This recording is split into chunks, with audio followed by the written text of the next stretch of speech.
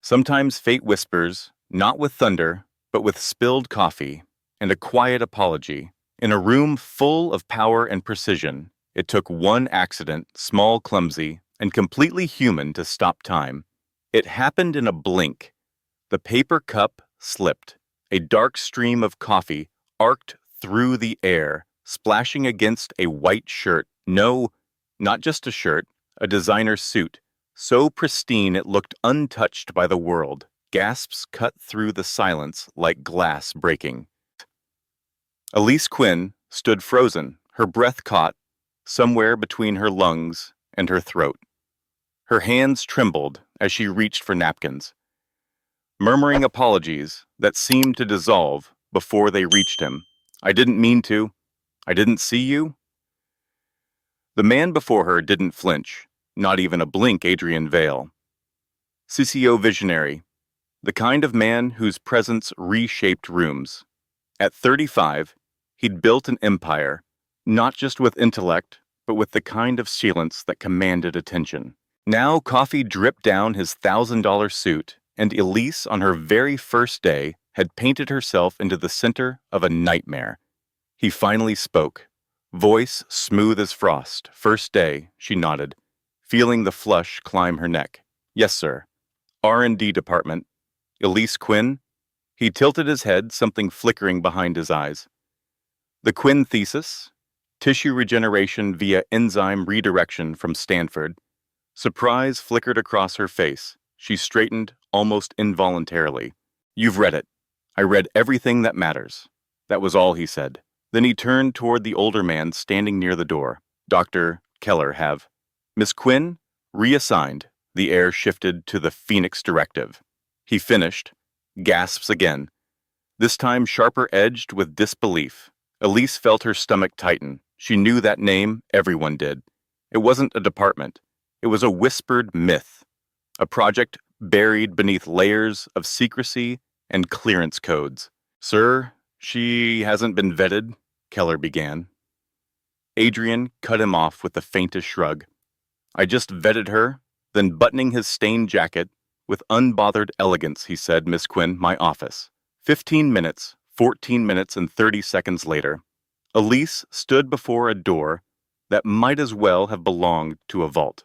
She knocked. The sound was soft, but to her it echoed. Enter his office felt like a mind made physical, calm, controlled, deliberate. Nothing extraneous. Even the skyline beyond the glass seemed more precise. From this height, he didn't look at her. "Do you know why you're here?" She swallowed. "Because I ruined your suit, and you either want to fire me or assign me to clean every lab bench in the building."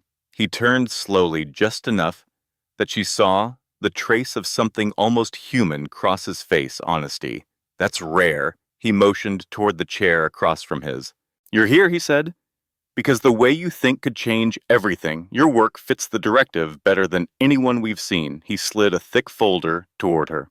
"But before you read it," he said, his gaze cool but clear, "there's something you should understand. This project lives by rules, and so do I." He raised a hand, counting on his fingers, each point measured like a man trying to keep order in a world that never stopped unraveling. One professional distance always. The rest of the rules would come, but in that moment Elise sensed what mattered more than any list. This was no ordinary assignment. It was a doorway to discovery, danger, and something far deeper than she yet understood. "Second," Adrian said quietly, ticking another rule off his fingers. "Your past stays yours. We don't discuss personal lives. Not here." "Third, if it isn't about the project, it doesn't need to be said." He continued, voice steady as stone. "Fourth, you never challenge my decisions in front of the team. Fifth, whatever happens in this lab stays here. Always." Elise sat still, hands folded in her lap, listening as the rules unfolded, like bars on a cage, her brow furrowed. That sounds less like a workplace and more like a prison. Adrian didn't flinch. He leaned in slightly, his gaze unshakable. "It's how I keep chaos out. Miss Quinn. Order delivers results, then softer, but with weight. The Phoenix Directive has the potential to save millions. If a few boundaries keep that hope alive, is that too much to ask? Their eyes met, and for a moment the air between them shifted, something unspoken electric, alive. No, Mr. Vale, she said softly. It's not too much, good, he replied, and slid a document toward her. This is the non-disclosure agreement. Sign it, and we begin tomorrow. As Elise scanned the contract, the door opened without a knock. A tall man stepped in rigid posture, sharp eyes, presence like cold iron. Mr. Vale. Your father is online. 1. Adrian's jaw tightened only slightly, but enough. Tell Lawrence I'm in a meeting. He said it's urgent. It always is. The warmth drained from Adrian's face, replaced by a carefully constructed mask. Elise, this is Elliot Vance. Head of security. Vance turned toward her, his stare openly suspicious. You're joining the Phoenix team. Adrian nodded before she could answer. I've already cleared her. Vance lingered, just long enough to make his doubt known, then left without a word. Elise exhaled slowly, signed the document, and stood. Just as she reached the door, Adrian's voice stopped her. One more thing, Miss Quinn. She turned, surprised. Why did you choose Helix? There was no hesitation in her response. Because you're building something that matters, Mr. Vale, and I want my life to matter too. For a moment, something behind his eyes flickered, something that didn't fit the man of rules and restraint. Tomorrow, he said, 7:00 sharp. Don't be late that night. In a modest apartment filled with second-hand books and quiet dreams, Elise sat on the edge of her bed, the Phoenix Directive file resting like a secret in her lap. She traced the edges of the folder, already feeling the weight of something she couldn't name. Far above the city, in a penthouse bathed in moonlight and silence, Adrian Vale stared at her background check on a glowing screen, wondering if he had just made the one choice that could unravel everything he'd built. 3 weeks later, Elise was alone in the lab. It was past midnight. The world outside slept, but inside, Helix. Time blurred into light, screens casting gentle glows, numbers dancing across her vision. Her eyes burned, but her mind raced. The data still didn't align. Something was off, and then a soft hiss. The lab door opened. Adrian Vale stepped inside. His tie hung loose, shirt sleeves rolled to the elbow. For the first time, he looked human, a man. Not just a machine behind a desk. You're still here, he said, not asking. The degradation rates, Elise murmured, pushing a strand of hair behind her ear. They weren't consistent with the simulations, but I think I know why. He moved closer, close enough for her to catch the quiet trace of his cologne sandalwood and memory. He leaned over the screen, his shoulder nearly brushing hers, his voice low and approving. You adjusted the binding algorithm. She nodded, eyes fixed on the data. The original model didn't account for antioxidant interference. I rerouted the response. She pulled up a simulation. He reached to assist, fingers brushing hers just briefly, and in that small accidental contact, something shifted again. But neither of them spoke it. Not yet. Watch what happens, Adrian murmured, reaching past her to enter a command. Their hands met, barely just a brush of skin, but in that instant, something undeniable passed between them, a flicker of electricity that neither expected and both felt. He pulled away, as if burned. The steel in his voice returned. Rule 1, Miss Quinn. Elise turned to face him, not flinching. This time, you're the one who leaned in, she said quietly. Their eyes met, not directly, but reflected in the glass of the monitor. Twin reflections caught in a moment. Neither of them named Adrian. Cleared his throat and stepped back. Run the simulation overnight. I want the results by morning. He turned to go, but Elise's voice stopped him. Your coffee. He looked back. The cup still sat where he'd left it, black with a single sugar. What about it? You drink it the same way every day, same mug, same time. Her voice was soft, observational, not accusing. Another one of your rules? A shadow passed over his face, darker than annoyance, older than routine. No, he said, after a pause. It's not a rule. It's a habit. He looked at the floor as if the words themselves tasted bitter. Rules are for protection, habits just happen. He turned but stopped again, this time with something heavier behind his eyes. Why are you really here, Elise? She blinked. I told you. Enzyme degradation. No, he interrupted, his voice quieter now. Why this company? Why this project? You had other options. The question hovered between them like something sacred. Elise could have danced around it, but she didn't. Because I know what it's like to wait for help that never comes, she said, and I want to build something that changes that. My mother didn't have time. Something in Adrian's face cracked, not enough to shatter, but enough to show it wasn't made of stone. He nodded once, then left. The next morning, the lab was already humming. When Elise arrived, Adrian was there, hair slightly damp, as if he'd come straight from a cold shower rather than sleep. He looked up. Your modification worked. He gestured toward the glowing screen. Cellular uptake increased by 43%. Elise blinked. That's better than I expected. We start phase 2 trials today. He handed her a tablet. The team's already been notified. As she flipped through the notes, her eyes caught on something tucked beneath a stack of folders on his desk. A photograph. 2 young men, identical, laughing arms slung around each other, in front of snow-covered mountains. Adrian and someone else, a mirror of him, only warmer, lighter. Before she could stop herself, the words left her lips. Is that your brother, Adrian? Froze. His expression didn't shift. He just reached over, quietly slid the photo out of view. Rule 2, he said. Personal lives stay personal. Before Elise could apologize, the door opened. Elliot Vance stepped in. As always, too alert, too calculating. There was a breach last night, he said flatly. Someone tried to access the Phoenix servers. Adrian's entire demeanor changed. The calm fractured into something sharper, internal or external, unclear, Vance said. I've already informed your father. Adrian's voice hardened. He doesn't need to be involved. He disagrees. Vance held out a phone.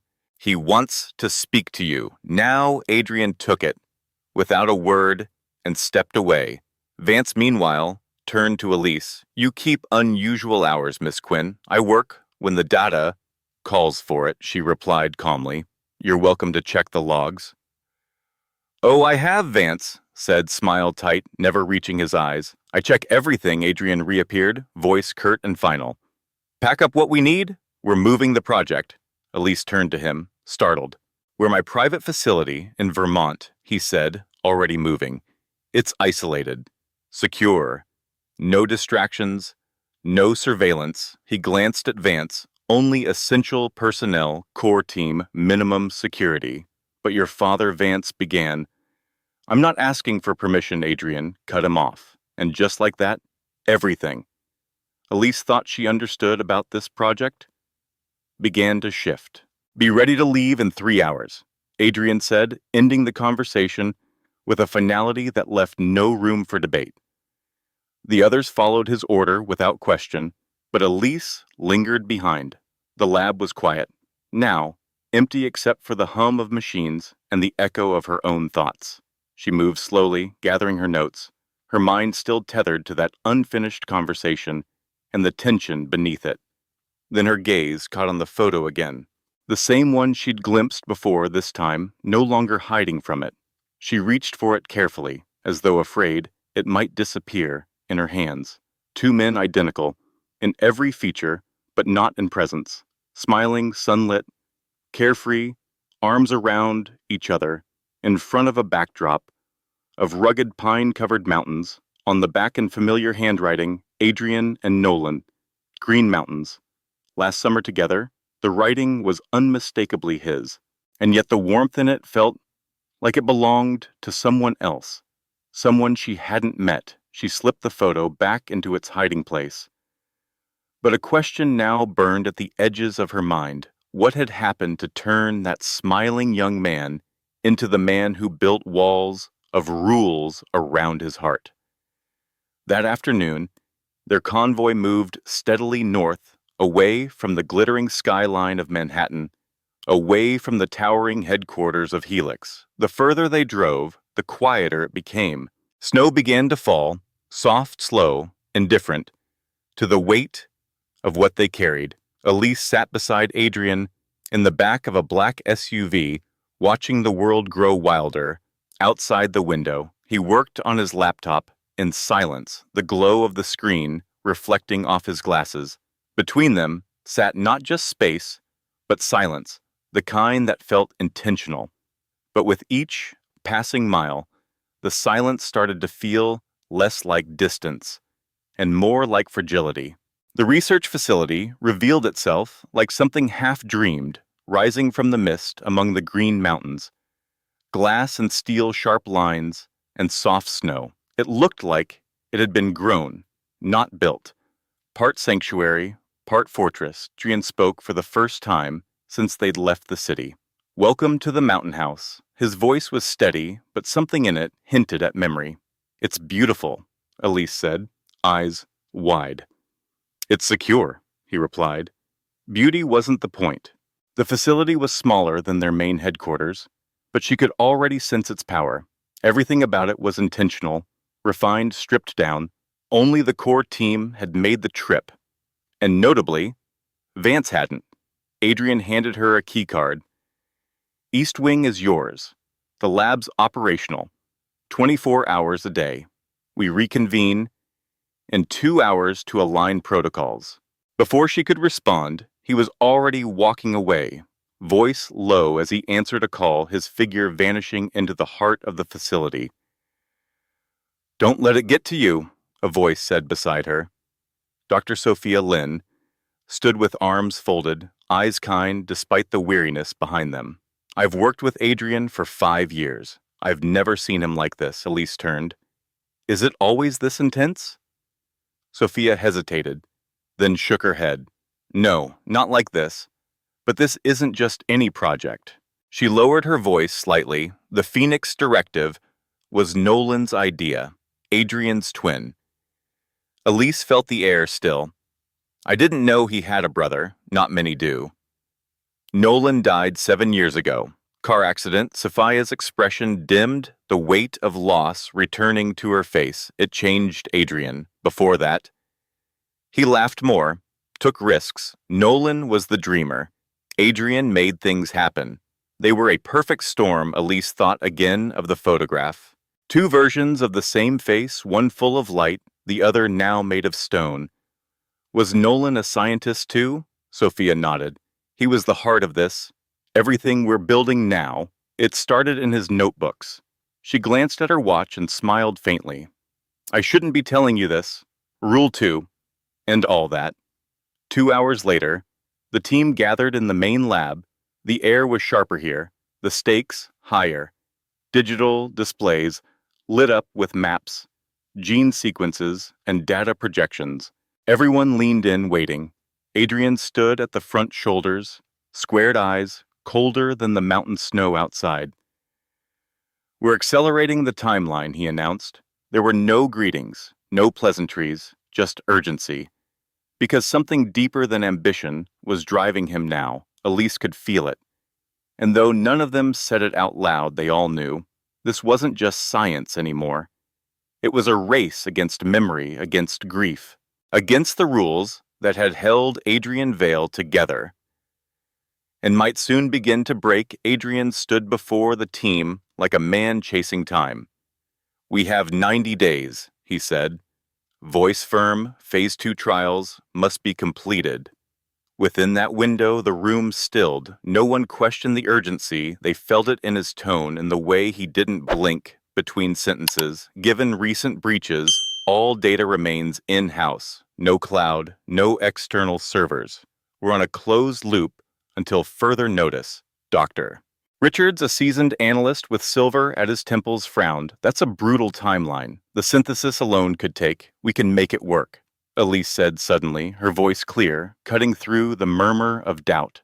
All eyes turned to her. Adrian's gaze sharpened. Explain, she stepped forward, fingers tapping quickly as she brought up her models. We're running trials in sequence, she said, pointing to the diagram. But if we layer them parallel streams with complementary markers, we'll double the data flow without doubling the time silence followed. It wasn't the kind of silence that came from disbelief, it was the kind that considered possibility. Adrian studied the screen, then her. It's unorthodox, he said. But mathematically sound, Elise replied, her eyes steady on his. A beat passed. Then the corner of his mouth lifted, not a smile, but something close. Implement it. He turned to the team. Adjust your protocols. We start now. The days blurred into each other. Lights never dimmed. Coffee never cooled. Sleep came in fragments, if at all, and most nights, deep in the quiet hours between midnight and dawn, Elise found herself working alone. Or almost alone. Adrian was always nearby, focused, unshakable.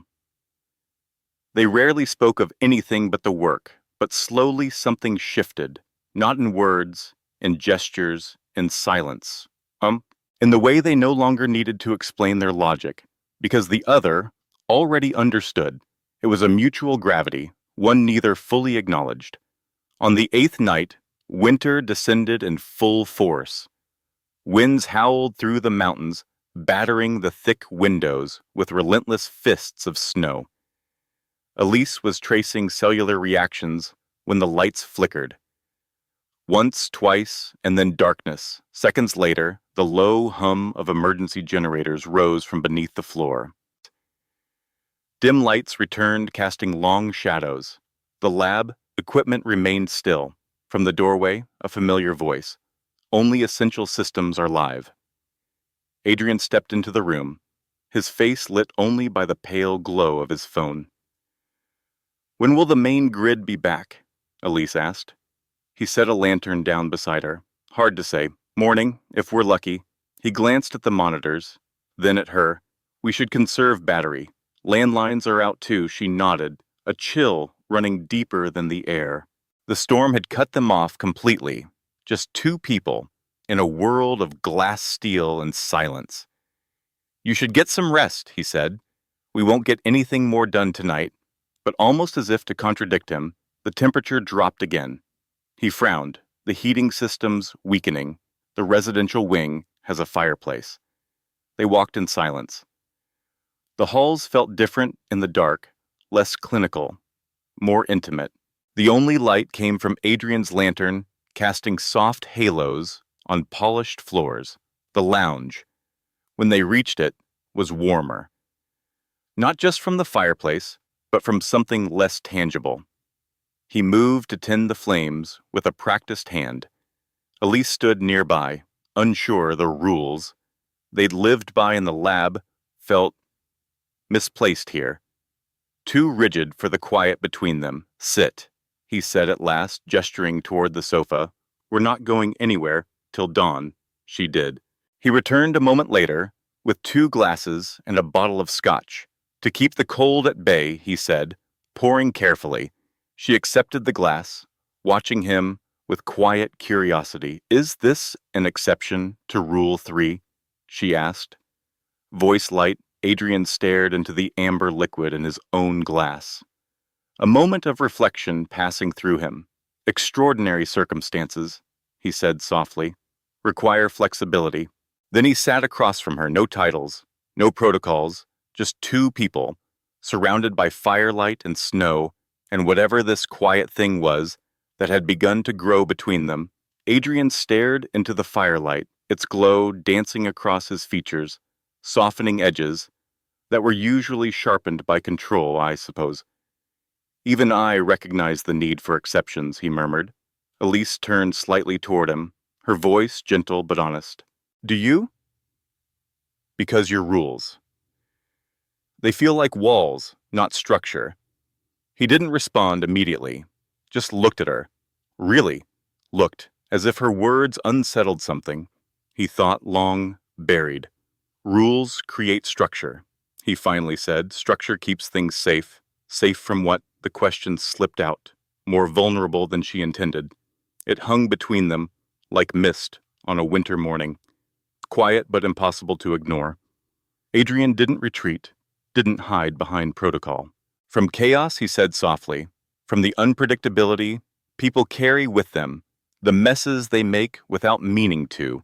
She hesitated, then asked what she knew. She probably shouldn't have. Is that what Nolan was to you? A complication. Adrian went utterly still. For a moment, Elise regretted it, afraid she'd broken something delicate. His voice when it came was low, measured. How do you know about my brother? Dr. Lynn told me, she said quietly, and I saw the photograph in the lab. She braced herself for anger, for a reminder of Rule 2, but none came. Instead, Adrian set his glass down and turned toward the fire, his expression shadowed voice barely above a whisper. Nolan was chaos, he said. Brilliant, reckless, fearless, everything. I wasn't everything Phoenix was meant to be.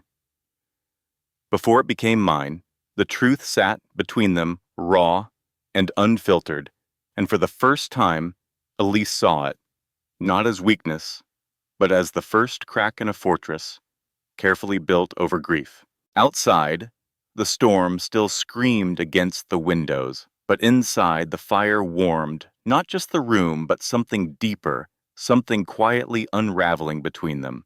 Two people stranded by snow, and perhaps by something more, not quite enemies, not quite allies, not yet something else, but close. Morning light spilled through frost-kissed windows as Elise stirred beneath a soft wool blanket. She sat up slowly, blinking at the unfamiliar stillness. The fire had died down. Adrian was gone. On the coffee table, a note in neat handwriting, power restored, lab operational, AV. And just like that, the man who'd let her glimpse beneath his armor had vanished. Behind it again, the lab was alive when she arrived. Screens flickered, voices murmured. The rhythm of progress had resumed. Elise threw herself into the work, into numbers and proteins, into patterns that made more sense than people. Her revised trial protocol was yielding results far faster than expected. Even Maxwell's, no Adrian's most ambitious projections were being surpassed. 2 weeks after the storm, she was mid-sequence when the screen flashed a spike in readings. Her heart skipped. Dr. Lynn, she called out urgency, threading her voice. Can you check this? Sophia hurried over, her eyes widened. 87% stabilization. That's unprecedented. A quiet voice behind them finished the thought.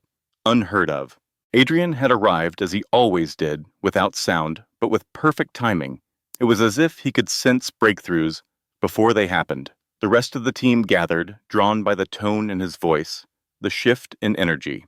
Elise pulled up the graphs. The cells are holding. No degradation. The new mechanism works. We replicate it immediately, Adrian said, but his voice held something unusual, not command hope. It flickered behind his words, just barely restrained. And then for the first time since they began this work, they all saw it. The possibility of what they were doing, not just the science, the change, the healing. And in Adrian's eyes, for a split second, Elise glimpsed not the man who clung to rules, but the brother who once believed in something wild and beautiful. No one expected it. Least of all, Elise. But that night, Adrian Vale did something completely out of character. He ordered champagne.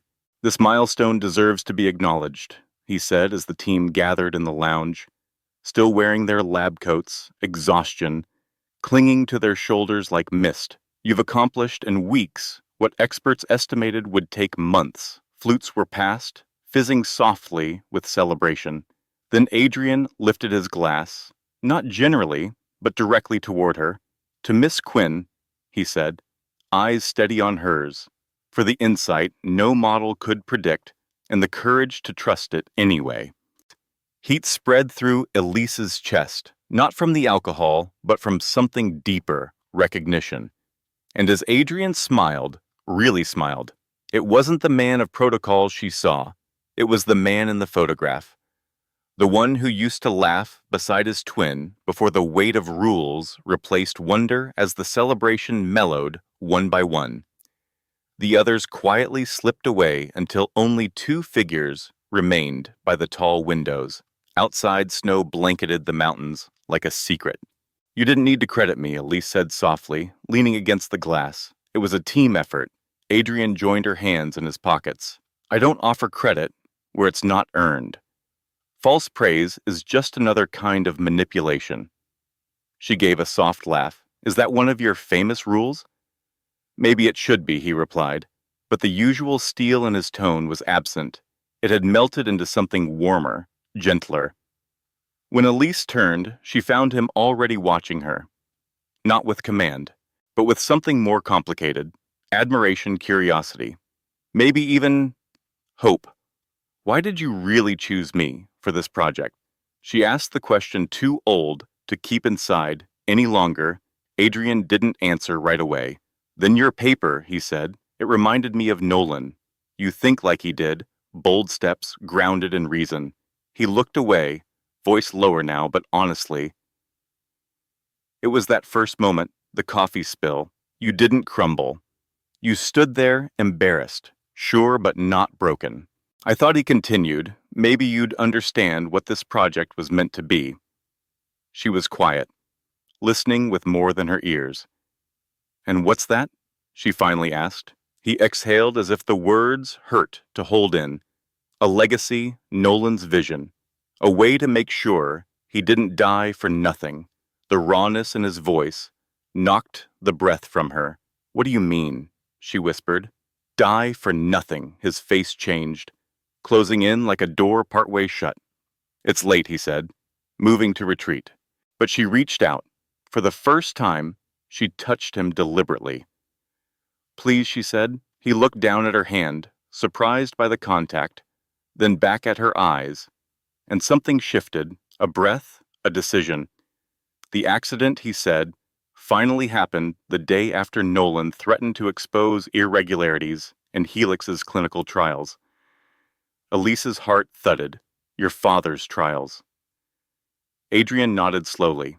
"Nothing happens near my father without intent, but I've never had proof." His jaw tightened, eyes shadowed with quiet torment. Without thinking, Elise gave his arm a gentle squeeze.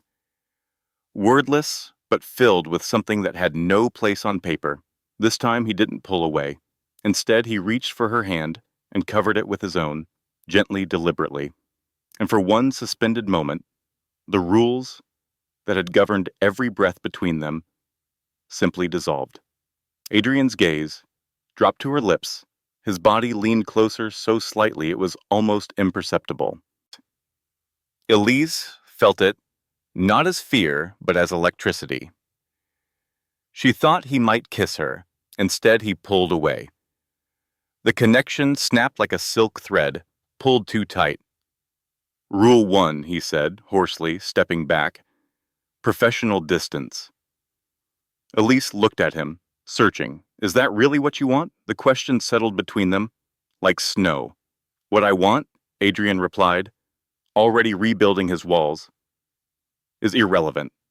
She didn't let it go. "So, is this about the project? Or is it about your rules?" He met her eyes with something almost defiant. "They're the same thing," he said, but even as he said it, something in his voice betrayed the truth. They weren't anymore. Adrian's voice sharpened, retreating once again into the armor he knew best. "Good night, Miss Quinn." There was nothing more to say, or at least nothing he'd allow himself to sit. Frustrated, confused, Elise walked the long corridor, alone, her footsteps soft against the polished floor. The firelight from earlier still lingered on her skin, but his distance had returned, like a closing door. As she passed by Adrian's private office, something strange caught her eye. The door, usually locked, usually sacred, stood slightly ajar, not like him. She paused, then pushed it open. "Adrian?" she called quietly. No answer. The office was empty, but not lifeless. A soft glow pulsed from his computer. Papers lay scattered across the desk. Far messier than the man she knew, she stepped closer, her breath catching as she scanned the contents. Accident reports, newspaper clippings, crumpled photographs of crushed metal notes, scribbled in familiar handwriting. And in the center, an old folder marked Restricted. LRS only. Curiosity battled caution. But something deeper instinct won. She opened it. Encrypted files, technical terms she didn't understand, but one word repeated across them all. Aurora. Her heart pounded. These documents weren't just about science. They were about what came before. Before the Phoenix Directive. Before the rules. Before Nolan died. Hands shaking, Elise quickly snapped photos of a few key pages, then returned everything exactly as she found it. She was turning to leave when the doorway darkened. Adrian stood there, still silent. His voice, when it came, was cold enough to stop time. Looking for me, she froze. Yes, I wanted to talk about earlier, he cut in. Walking slowly toward her was a mistake. He glanced at the desk, eyes landing on the slightly shifted folder, one I won't repeat. But Elise didn't retreat. "These documents," she said, forcing her voice to stay steady, "they go back to before Nolan's accident, don't they?" Adrian's shoulders stiffened. "You went through my files. The door was open," she said quietly. "But Adrian, if these prove what happened to Nolan, you can't just hide them." "Get out," he snapped. But this time his voice trembled with something closer to fear than anger. "No," Elise said, standing her ground. "You brought me into this. If your father is involved, if this project is at risk, I deserve to know." They stared at each other, the air thick with everything unsaid. Then Adrian's voice dropped hollow and raw. "My father would destroy anyone who threatened his control," he said, "even his own son." The truth hit the room like a winter wind, a secret so long buried, it felt like ash on his tongue. The admission cost him something. Elise saw it in his eyes, a man unraveling beneath decades of silence. She stepped closer, her voice softer now. "Then, let me help you. We can figure this out together." His eyes flickered, something inside him resisting, something else hoping. "Why?" he whispered. "Why would you risk it?" "Because I believe in Aurora," she said, then after a breath even softer. "And because I'm starting to believe in you." The words didn't echo. They sank deep and changed everything. This time when Adrian moved, he didn't stop. He crossed the space between them slowly, as if afraid the moment would vanish if he rushed it. Then his lips found hers. Tentative at first, unsure, but when Elise responded, it deepened into something that had waited too long. His arms circled her, her hands slid to his shoulders. Years of discipline dissolved in a heartbeat of truth. When they finally parted, breathless, he rested his forehead against hers, grounding himself in the one person who saw the man behind the mask. "I've wanted to do that," he confessed, "since the day you stood up to me in that boardroom." Elise gave a small, almost breathless laugh. "Rule 1, she reminded him. He smiled, tired but real. "Rules," he whispered, "can be rewritten." Outside snow began to fall again. Quiet, patient, relentless. Inside, two people stood together in the glow of a truth they could no longer unsee. And though danger still loomed, though the road ahead was steep, for the first time they would walk it side by side in the quiet hum of the corporate jet. Elise and Adrian sat side by side, yet miles apart. Words were few, glances rarer, but when their eyes did meet, something passed between them that no distance could disguise. Before takeoff, Adrian had spoken only once. "We keep this between us. My father's reach is longer than you think," she nodded. And now as their car wound through the streets of Boston toward Helix headquarters, Elise studied him in profile. His jaw was tense, his gaze locked on the road ahead. The man she'd seen by firelight, raw, open, human, was gone. In his place stood the polished executive, impeccable, untouchable, the Gala. Elise said finally, "Do you still want me to go?" "Yes," Adrian replied without hesitation. "It's the perfect cover." He glanced at her, just briefly. "My father will be watching me." Not the new researcher, with a quiet badge and a terminal in the corner. The annual Helix Foundation Gala was a lavish affair, ostensibly for medical fundraising, but in truth, a showcase of wealth, image, and control. And this year it would serve a second purpose: distraction. "I moved the files to a secure, internal server," Adrian said, his voice low. "You'll access them from the research library. Everyone will think you're preparing for your upcoming presentation. And your father," he gave a dry smile. "I've had years of practice pretending for him at Helix." They parted ways without ceremony. Adrian disappeared into back-to-back meetings. Elise returned to the lab. There in silence, she began the slow and meticulous work of decrypting the documents she'd captured in Vermont. The process was difficult, but not beyond her. Her background in computational biology gave her the keys to doors she hadn't expected to open, and what she found on the other side stunned her. The original Aurora. Not as it existed now, but as Nolan had envisioned it. It wasn't just a breakthrough in cellular regeneration. It had been built to be affordable, universal, a treatment for autoimmune disease that could change lives, not just line pockets, but someone. Lawrence Reed had altered its path. The design had been rewritten, not for accessibility, but exclusivity. Not to heal the world, but to sell it at a price only the privileged could pay. Elise's hands trembled as she downloaded the decrypted files to a secure drive. Her voice was barely a whisper. "Oh my God, this wasn't just greed. It was a betrayal of Nolan, of science, of everyone who'd ever believed in what Aurora was meant to be." And then she wasn't alone. A shadow fell across her desk. She looked up. Elliot Vance, standing too still, watching too closely. Burning the midnight oil, Miss Quinn, his smile was thin, empty.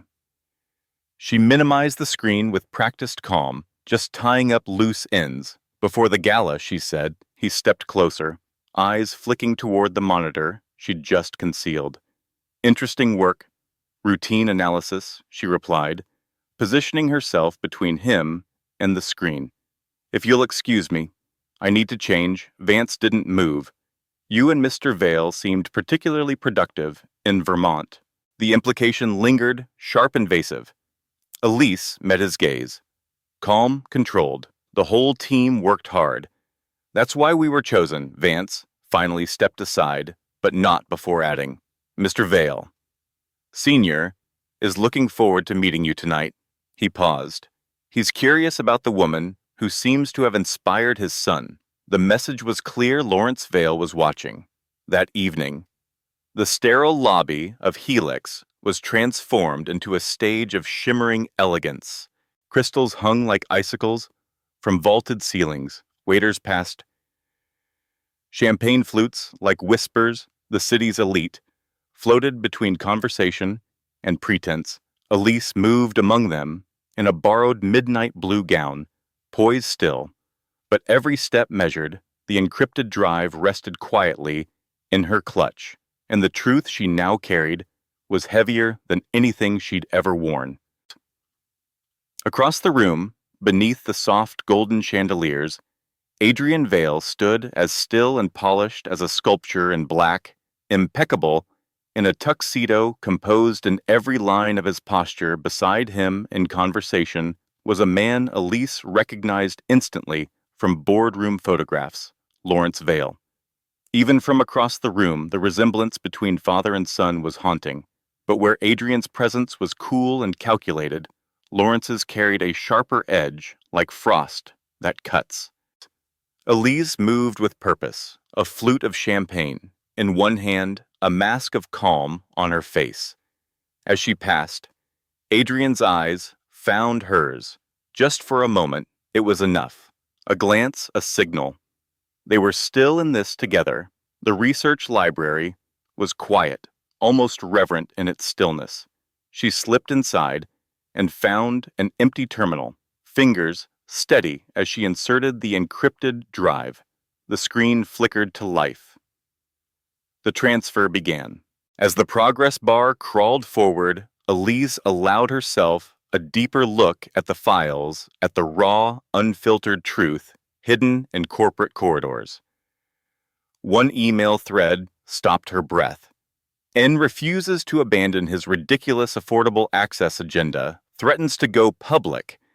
If we don't comply, might need reminding where loyalty lies, the reply, handle it. We've invested too much to let idealism interfere.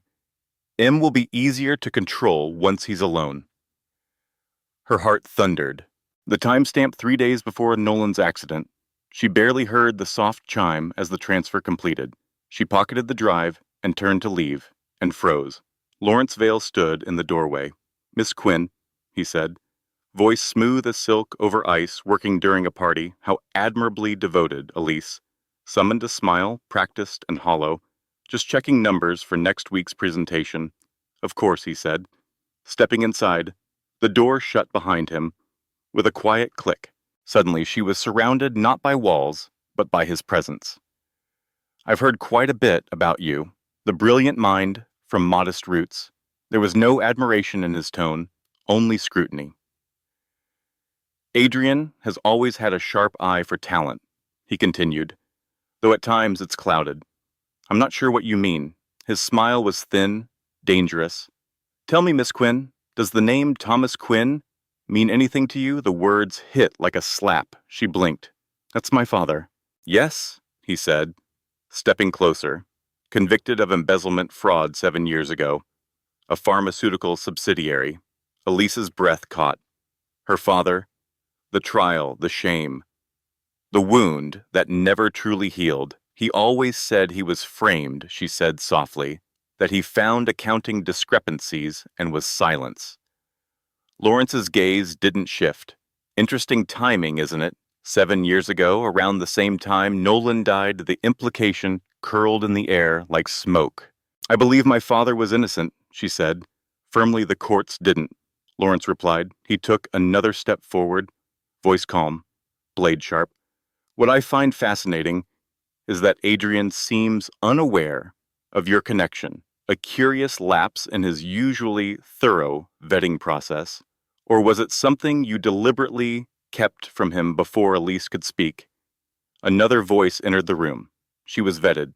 Adrian stood in the doorway. His voice was steady, but his eyes, they burned. Lawrence turned unconcerned. "We were simply becoming better acquainted."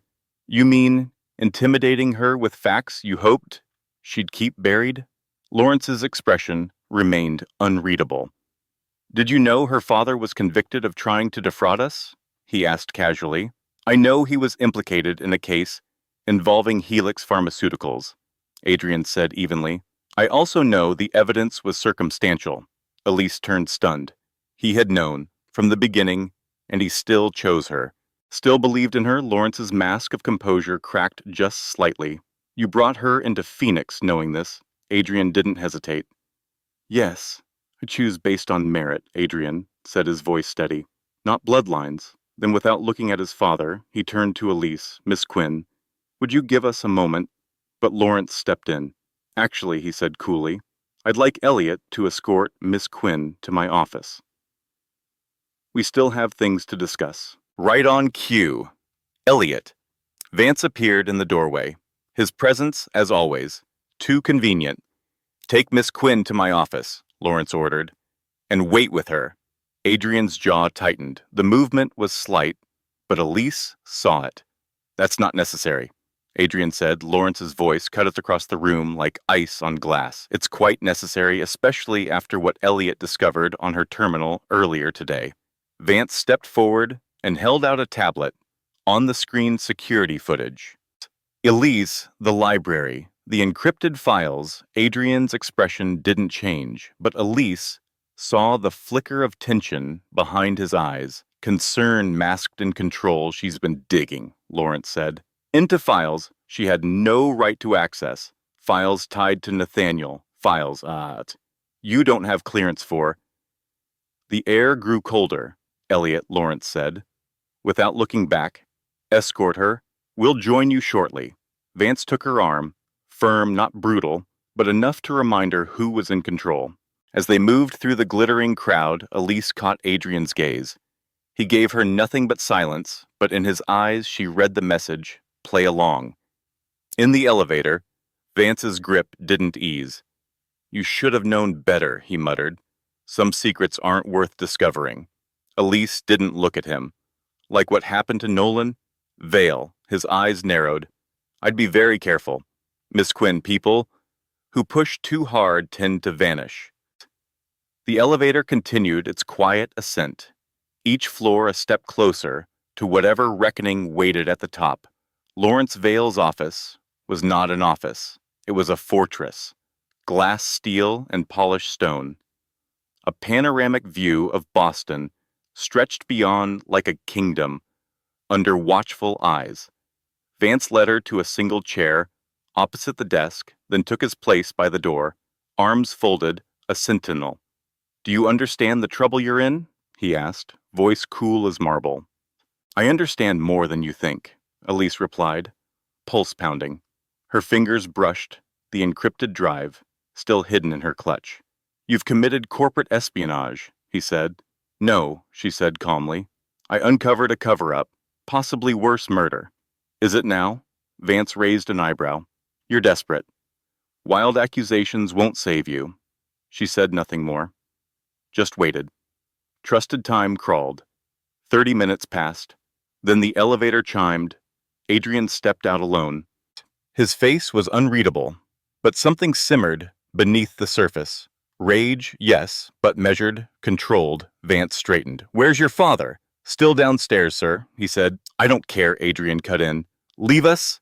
Your father said. I said leave. The shift in Adrian's tone was seismic. Even Vance flinched. He took a step forward, now Elliot. Or I'll have you removed. For a moment neither moved. Then Vance exhaled, slow and sharp, and walked out. The doors slid shut behind him. And everything changed. Adrian exhaled hard. His posture shifted. No longer the executive, but the man behind the mask. We have 3 minutes before he calls my father. His voice was low, urgent. Did you finish the transfer? Elise nodded. Yes, but Adrian, he knows. He knows everything about me, about my father. Adrian didn't flinch. I've always known Elise. Adrian crossed the room in silence, drawing the blinds ever so slightly, as if to shield their words from the eyes he knew were always watching. Your father, he began softly, was convicted the same month Nolan died. Elise's breath caught. They both raised concerns about the same division. They saw the same patterns. The connection wasn't difficult to make, and still she said barely above a whisper, You hired me.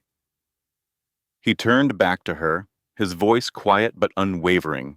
I hired you because you're brilliant, because you see things others don't, and because, he paused, a rare crack in his composure.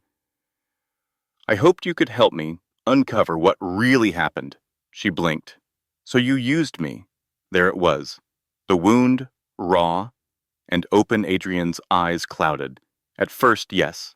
The words landed hard. But Vermont, what happened there between us that wasn't a strategy?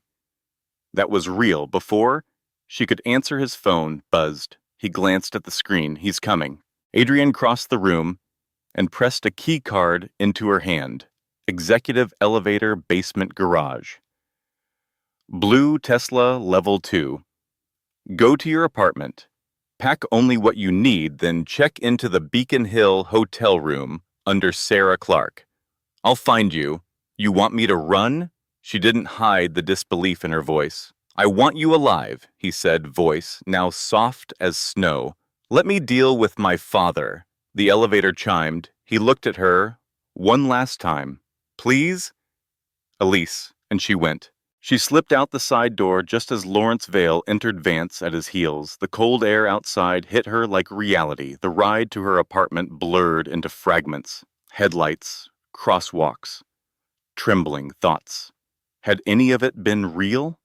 The kiss in the firelight, the quiet moments between the chaos, had it all been part of some greater calculation? When she reached her building, instinct kicked in before thought. The door was already ajar. Inside, her world had been torn apart. Drawers pulled, files scattered, books overturned, her laptop. Gone, someone had been searching for something, the drive. She pressed a hand to her purse, where it still lay hidden, heavier now, loaded with truth. She began packing, moving. Fast but careful, and then footsteps in the hallway. She froze. Moved bathroom window. Fire escape. Her apartment door creaked open. Just as she slipped behind the door, "She's not here," a voice muttered. "Search again," came another Vance. "Lawrence wants those files." Elise didn't wait. She climbed into the night, each rung of the fire escape echoing in her chest.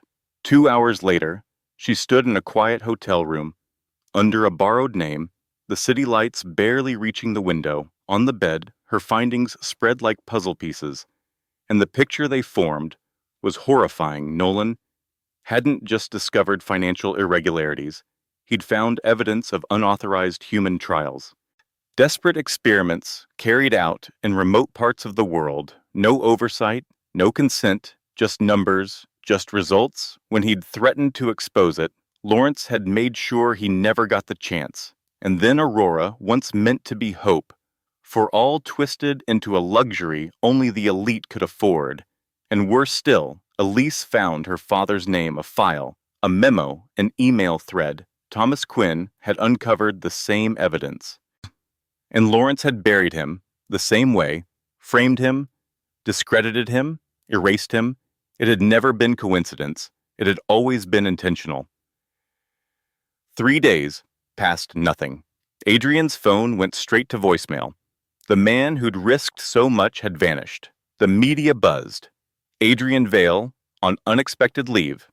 Lawrence Vale resumes CEO position at Helix Bioworks. Elise's heart sank with every headline. But on the fourth morning, just as sunlight cracked through the curtains, a burner phone she'd purchased buzzed to life on the nightstand. Unknown number. She picked it up, hand trembling. "Hello." The call came just after sunrise, through the haze of sleepless days and unanswered questions. Elise said, the voice familiar, urgent. "Doctor Sophia Lynn, please don't hang up." Her breath caught. "Is he okay? Adrian?"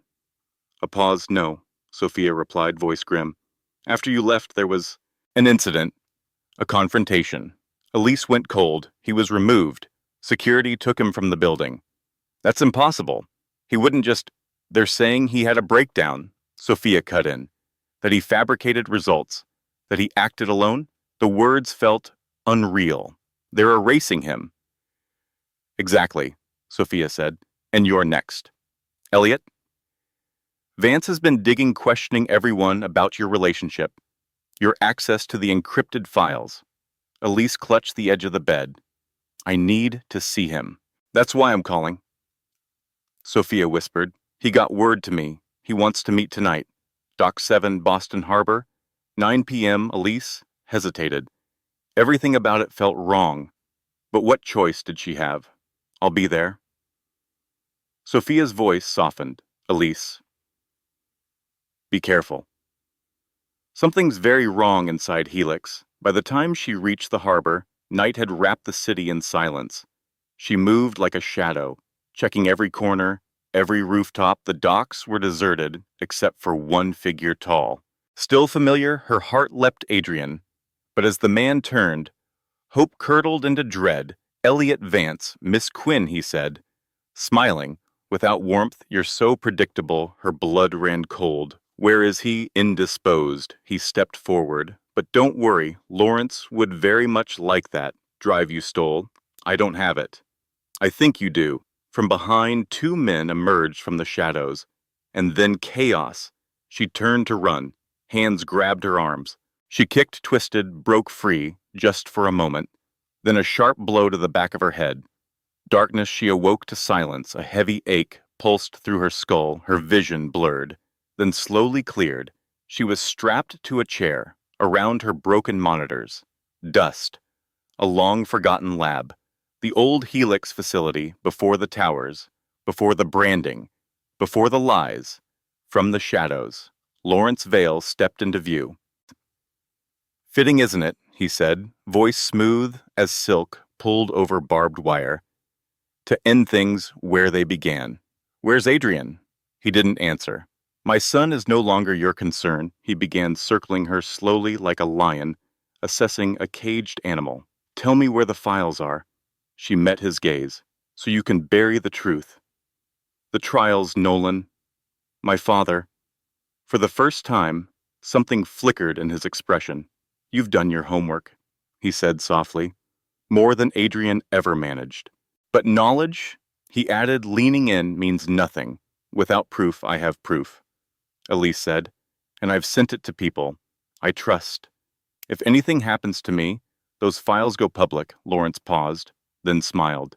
"You really are, as they said, too clever for your own good," he straightened Elliot. "She needs persuading.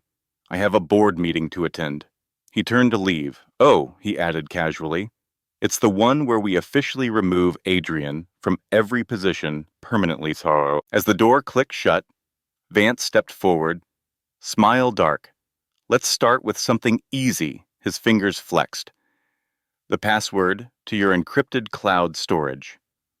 Miles away in a private penthouse laced with screens and encrypted access tunnels, Adrian Vale watched everything unfold. Footage streamed in security cams, access logs, internal emails. He stood like a storm, waiting to break. Beside him, a young man in glasses typed rapidly. Ryan Shun, Helix's IT wunderkind, loyal to Adrian. Since the day he protected him from his father's wrath, Ryan looked up. I've got a back door into every system, including surveillance at the old lab." Adrian's jaw clenched. "Then let's end this." "There's no trace in the logs," Ryan said, frustration in his voice. "It's like she vanished." Adrian, Vale's jaw clenched. "Track Vance's badge. He has access to facilities that don't exist in official records." Ryan nodded, hands moving rapidly across the keyboard. Then Adrian's phone rang. Unknown number. Mr. Vale, a tentative female voice. "It's Melissa, from reception." His heart stilled. I think I saw something the night Miss Quinn disappeared. I stayed late. I saw Vance. He was escorting her to a car. She didn't look conscious." The words chilled him to the bone. "Did you see where they went?" "No. But I heard him say something to the driver. The original site." Adrian froze. The original site, where Helix began, where Nolan had dreamed, where everything had once felt possible. "I've got him," Ryan said. Vance swiped into the Charlestown facility. 1 hour ago, Adrian was already moving. "Send me the location," and Ryan, "Send the evidence to the FBI." All of it, it's time. He grabbed his gear, moving with purpose, with fury, with love. In the weeks since Elise Quinn had spilled coffee on his suit, Adrian Vale's entire world had unraveled. And in its place, he'd found something far more dangerous. Truth. The old Helix lab stood like a forgotten cathedral. In the dark windows, blank the brick facade stained with time. Adrian moved like a shadow through its halls, disabling the outdated security. With codes only a Vale would know, the scent of dust and old ambition filled the air. Ahead, a low voice, Vance's. "You're backing the wrong brother," he said coldly. "Lawrence built this empire. Adrian will burn it down with his idealism." Then Elise's voice, weakened but clear. "You mean Nolan's vision? The one Lawrence killed to protect himself. A sharp crack, flesh against flesh." Adrian's grip tightened on the weapon at his side. Vance's voice lowered. "I'm done asking. Where's the drive?" Adrian stepped into the light, step away from her. Every head turned. He stood in the doorway, gun drawn, eyes burning. Vance barely blinked. Maxwell Adrian didn't flinch. "Unlike you, Elliot, I'm used to disappointing my father. You're about to disappoint yours for the last time. Vance signaled to the guards, 3 against 1. Adrian's voice didn't shake. He's not alone. From behind him, the room filled with motion. FBI weapons, raised orders, sharp hands where we can see them. The guard surrendered instantly, but Vance moved fast, grabbing Elise, blade flashing back off. He growled, pressing the edge to her throat, or she dies. Time stilled Adrian's voice, quiet, low, deadly. Don't for a single crystallized moment Adrian Vale saw only her, Elise, bound, bleeding. But her eyes, those fierce, unwavering eyes, held no fear, only trust. Even now it's over, Elliot, Adrian said quietly, his voice carrying more weight than volume. The files have already been sent to the Justice Department. Lawrence's accounts have been frozen. There's nowhere left to run, Vance's lip curled. Your father will destroy you for this. Adrian's reply was, ice, my father destroyed me the day he took Nolan from us. The doors burst open again. Lawrence Vale entered, flanked by private security, his presence colder than the air. Outside, his expression was pure fury. Stand down, Elliot. Vance hesitated, then obeyed. Stepping back, Adrian rushed to Elise's side, cutting through her restraints. With swift, practiced hands, are you hurt? He asked, his voice soft, now breaking. She nodded, eyes locked on Lawrence. I'm fine. Lawrence swept his gaze across the scene, FBI agents' weapons drawn betrayal, thick in the air. He barely blinked. Maxwell, he said, as if scolding a child, you never did learn how to play the long game. What exactly do you think you're doing here? Adrian stood, helping Elise to her feet. What I should have done years ago, he said, fighting for justice for Nolan, for Thomas Quinn, for every life your ambition devoured. Lawrence's laugh echoed hollow through the lab. Justice, he sneered. There's no justice in business, only winners and the ones they step on. He took a step closer. I gave you, everything reigned you, trusted you, and you throw it all away for what? Adrian's voice didn't rise. I'm not throwing it away. I'm reclaiming what you stole, what you twisted Aurora was. Nolan's his dream, not yours to poison. Lawrence's face hardened. Nolan was weak. His sentimentality would have destroyed everything I built. His precious, affordable healthcare was nothing but a fantasy. So you killed him, Adrian said, calm, final. The words filled the room. And for the first time, Lawrence didn't deny it. I gave him a chance to back down. The brakes were supposed to fail gradually. A pause. The cliff was unfortunate timing. Even the agents froze at the coldness of it. Elise reached for Adrian's hand, her grip shaking. Lawrence kept speaking. You could have been a Titan, Adrian. You could have ruled the world. Adrian's eyes didn't leave his father's. I'd rather heal it. A quiet voice broke the standoff. Lawrence Vale said, the lead agent stepping forward, you are under arrest for conspiracy, corporate fraud, and the suspected murder of Nolan Vale. As agent stepped in, Lawrence turned one last time. She will never replace what you lost today. His voice was empty. Final, the Vale name dies with me. Adrian didn't flinch. He simply watched as the man who had ruled his world through fear and silence was finally led away. It's really over, Elise whispered. Adrian pulled her gently into his arms, pressing a kiss to her forehead.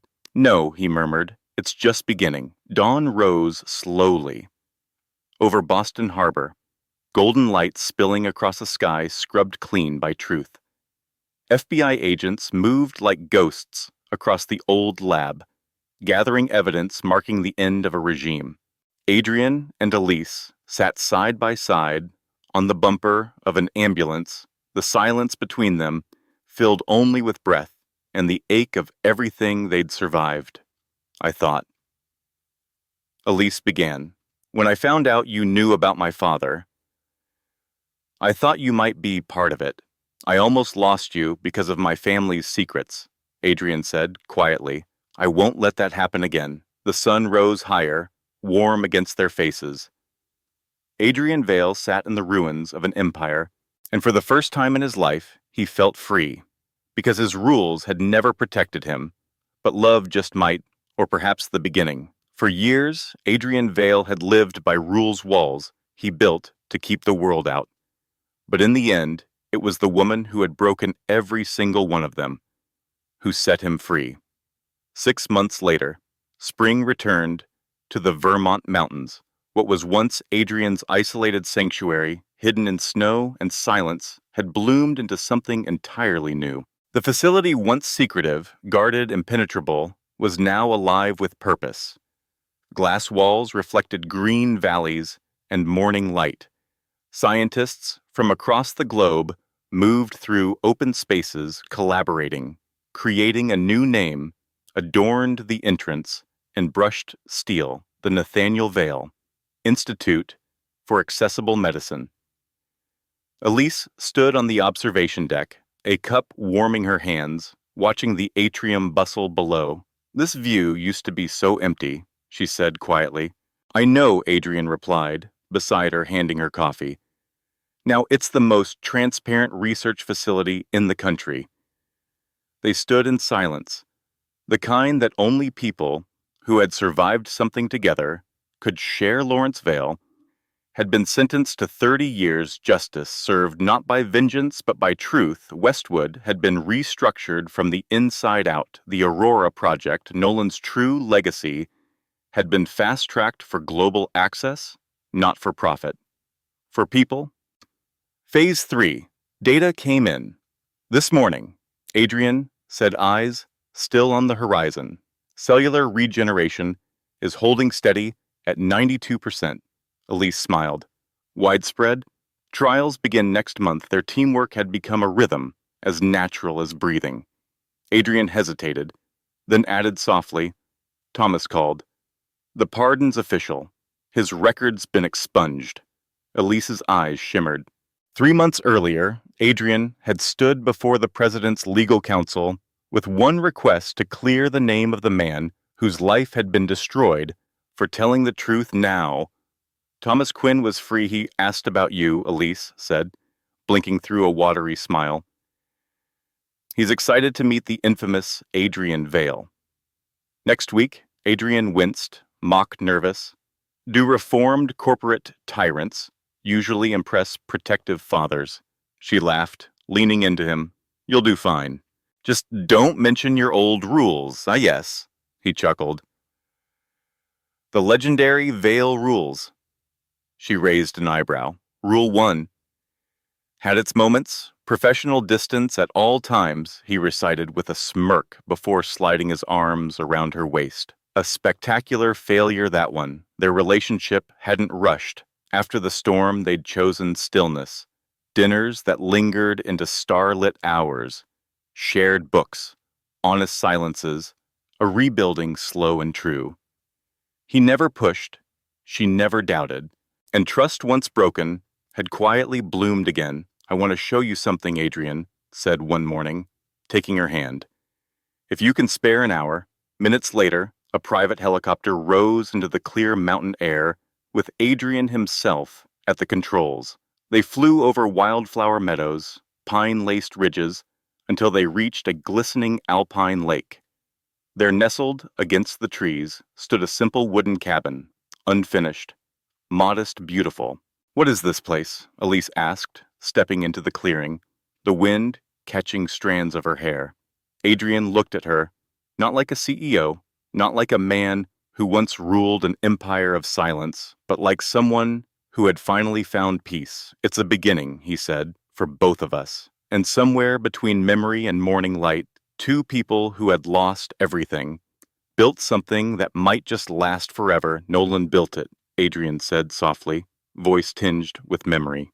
"This was our secret place, far from my father's reach. It's where Aurora was born, on the back of a napkin, over whiskey and too many wild ideas. The cabin was simple wood and window quiet and light, but it held a kind of sacredness preserved by time and reverence. One wall was covered in photographs. Nolan and Adrian, younger then, laughing, hiking, dreaming. Before everything broke, I've never brought anyone here. Adrian admitted. Not even after he died. Elise reached for his hand, gentle.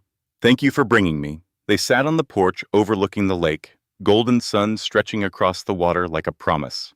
Adrian broke the silence first. When I hired you, he said, I believed rules were the only way to survive. They kept chaos out, kept me safe. He turned to her. But you showed me something else. Not all rules are bad, she replied, a smile playing on her lips. You just built walls and called them structure. Adrian chuckled. Exactly! He reached into his pocket, pulling out a small wooden box, hand-carved, worn at the edges. Nolan made this, told me one day I'd know what to put inside. With steady hands he opened it, inside nestled in velvet, a platinum ring, its emerald center flanked by diamonds. Elise's breath caught. Then Adrian dropped to one knee, mountain light in his eyes. Elise Quinn, he said, voice unsteady but full of heart. I spent most of my life writing rules to keep people away. Now, I'm asking you to help me build just one that keeps us together. He held up the ring. Will you marry me? Tears welled in her eyes. She nodded through them, laughing softly.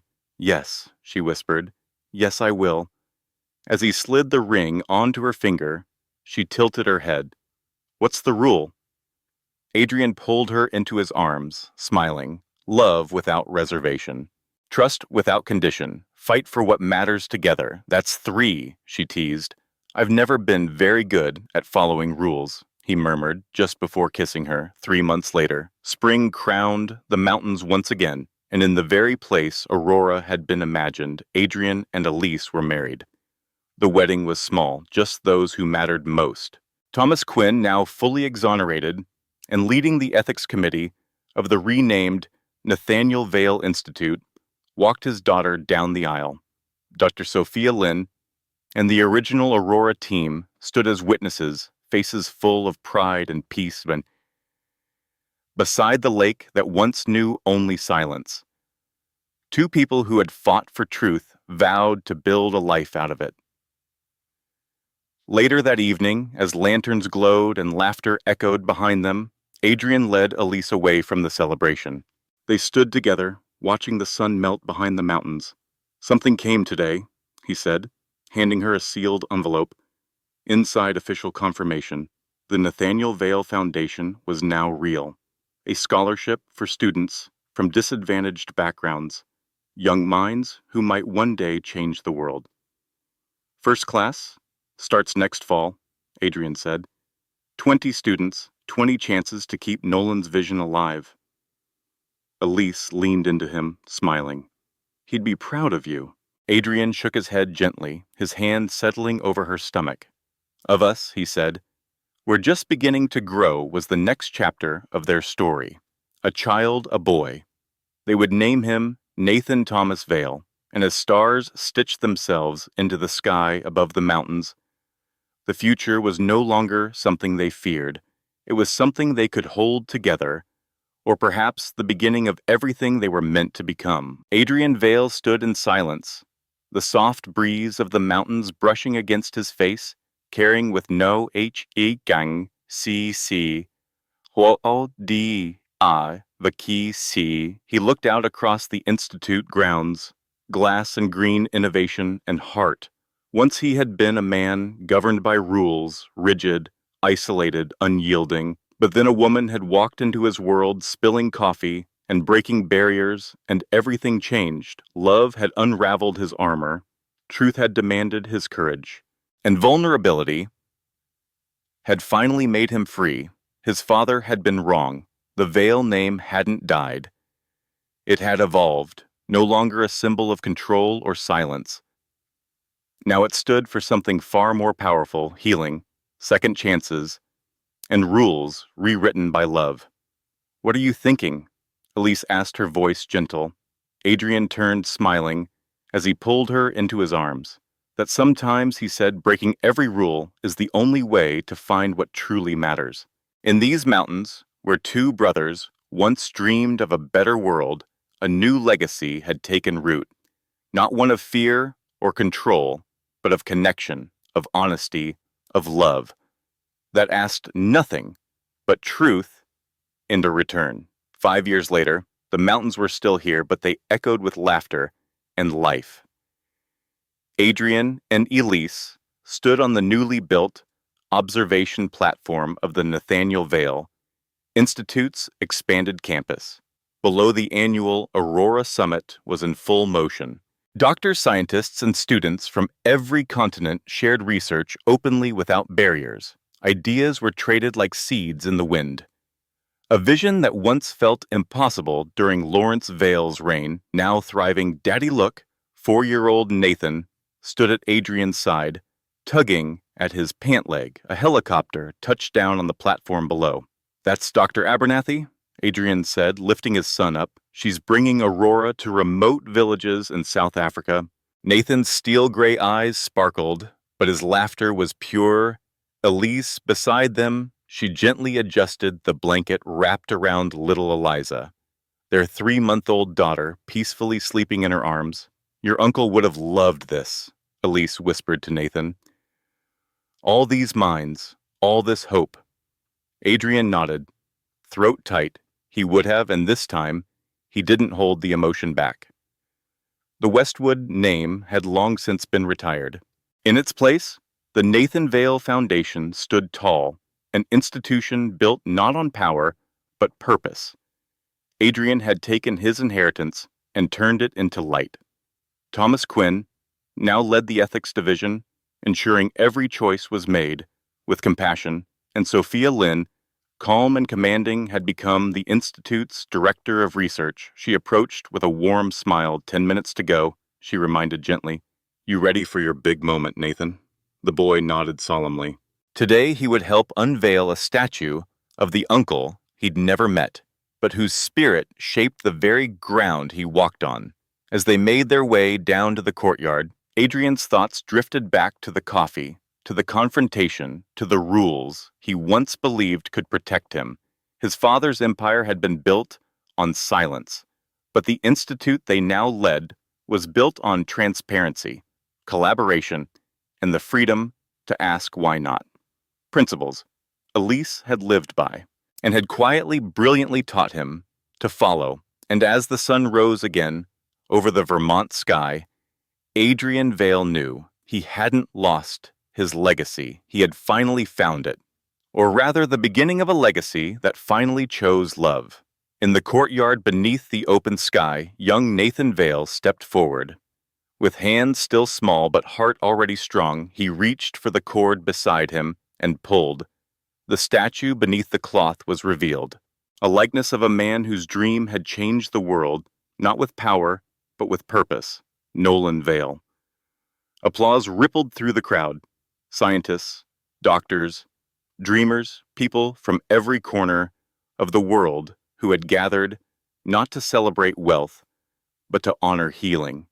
Adrian stepped up to the podium, Elise beside him. He stood tall, calm, free. My brother believed healing should never be a privilege, he began. He believed the true measure of scientific progress isn't how much it earns, but how many lives it touches. He paused. Let the silence settle around him like a blessing. Today, he continued, I look at this institute, at all of you, and I know the Reed legacy didn't end with my father. It evolved. It became something stronger than control, wiser than ambition, brighter than fear. It became this, a place without walls, a mission without borders, a future without secrets. Welcome, Adrian, said gently to a world without barriers. He turned slightly, his hand finding Elise's, and to a story rewritten. Not by rules, but by love. And somewhere in that moment, between truth and tenderness, between grief and growth, every heart, listening, felt something settle, something quiet, something kind, that perhaps no matter how a story begins, it can always end in light, because love, truth, and courage don't just change the world, they heal it.